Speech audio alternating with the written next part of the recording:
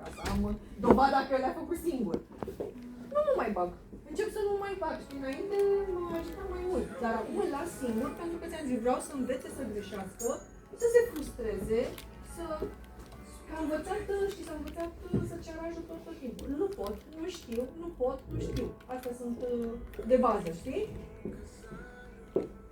Da.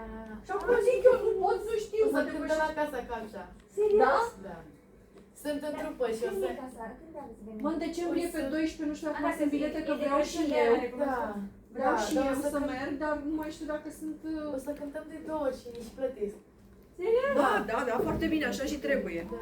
Da. Trebuie să-l învăț, mă uitam și trebuie să-l învăț. Ce trebuie să învăț.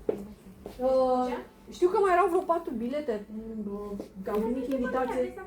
Da, nu știam dacă plecăm, nu plecăm pe undeva, asta e ideea. Dar nu cred că plecăm nicăieri, că Florin nu mai are concediu, nu mai... Și că am luat tot și peste 2 săptămâni suntem la... Și în timpul săptămânii plecăm la Cluj, care e acolo o conferință și ne ducem și noi. Să profităm de... Ce bine. Da, da, vom avea multe teste. Asta e, dat teste și pentru noi, vă gândiți la noi. Am pierdut cu 4 Da. milisecunde. La revedere! Fii atent, La pa! revedere. 13, 14, 15 nasol, test română. E ziua lui... Cine este... Cine e pe modulul ăsta de serviciu? Eu. Tu?